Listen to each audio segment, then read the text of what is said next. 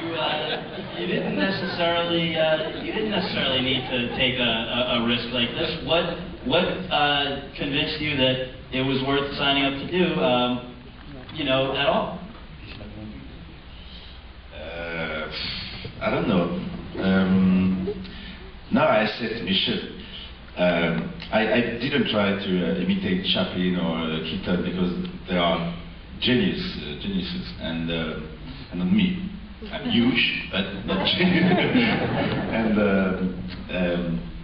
I was afraid because I would have liked pantomime, and I said to Michel, "What kind of silent movie would you like?" And I watched with him Sunrise from sorry, the Murnau's movie, King Video's movies, and I understood what Michel wanted. He wanted a love story, not pantomime, not a unique character, but love story between Pepe Miller and George Valentine.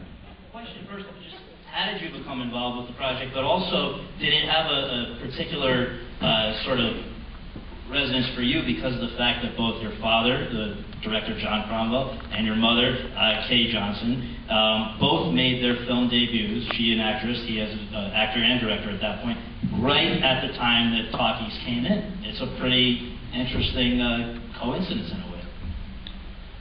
Oh, yes, it is actually. I never thought of it until last night. If we had won the ensemble award, I was going to give the speech, and they said you had 45 seconds, so I wrote the speech, but I didn't show it to Harvey. But when I got there, Harvey said, "Have they seen your speech?" I said, "No, Harvey, I can do the speech." He said, "Are you going to talk about your parents?" I said, "No, Harvey, I'm not going to talk about my parents. That's not what the thing is about." He said, "You have to talk about your parents." So I started actually to think, it was the first time I thought about it, how bizarre it is that my mother and father got here before the Union, and that they were involved in this very transition from the other side that we don't see. And here I am, 83 years later or something, up for a silent black and white film. Wow, man, you must be getting a good laugh right now. Like the rest of the people in the cast, your agent calls you up and says, "There's some French guy, and he's doing a film with 2 unknown French actors in a silent black and white, and they're not paying any money. Are you interested?" Yeah, that sounds like my kind of movie. Of course, I thought he was nuts, and I wanted to see how nuts he was, so we had a long lunch, gets longer every time we tell the story, but I had a lot of questions, because you don't want to, you understand the word homage, but black and white silent film in this day and age, given the conventions of Hollywood, is a gimmick. And so you're in a gimmick film, and you have a little part with not many lines in it, which I'm probably used to. But so I wanted to find out, so why, like everybody's question. See, the first question, although Michel said to answer this ad nauseum, is of course the question. And I remember that I asked him the question, but I don't know whether I got an answer or not. I was sort of auditioning him, he was sort of auditioning me, and you just go by the seat of your pants. I loved the way he articulated. I mean, isn't that the charming? Both of them, the French accents are. You can't resist. But I never knew actually why until I saw the film with an audience. And then I began to get it. Oh, there's something in the way this narrative is communicated to an audience and where the story exists that makes it a participation by an audience that we have lost touch with, and that's the magic of it. And if you have the craft, as he does, to construct it in such a way that it draws an audience, they don't see it as 1929, I have no relation, these people are weird, they should be sort of herky-jerky. You are drawn into the magic and the artistry of this picture like no other picture that's out there. I think it's a work of art.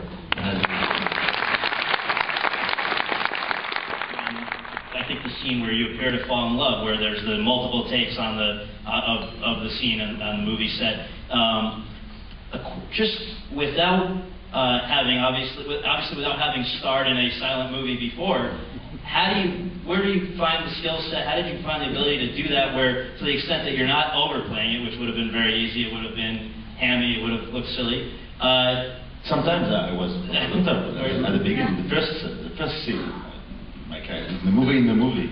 You think so? Yes. Well, right. But you did it where it was appropriate. You didn't do it where it wouldn't have been. So I'm just wondering, was there a certain type of direction? How did you modulate it to the point where you got it right? J'ai rempli inconscient. He filled his subconscious. I watched Sunrise, The Crowd, but I watched through Douglas Fairbanks movies. All Douglas Fairbanks movies, because he always plays the same role, like George Valentine. Pirate with a mustache, Pandy with a mustache, Tarzan with a mustache. It's very similar. I would like a medley between Douglas Fairbanks, Jim Kelly's for his smile, his physicality, and I watched Peter Gassman for Italian physicality too, and I had fun pretending to be a movie star in 1920s. But it was very comfortable on set. It was very because I played just the scene, the story, not the character. And because it was obviously going to be a silent movie, you were able to receive, from what I gather, like the actual silent era, the set. On the set, you were able to receive direction during the scene from Michel and hear music to get you in the mood. Michel spoke. Yeah. We spoke. We had lines on set. It's very. Sometimes it was very noisy, and the dog trainer spoke too a lot. Come on, a geek, good boy. It's difficult for concentration sometimes. Yeah.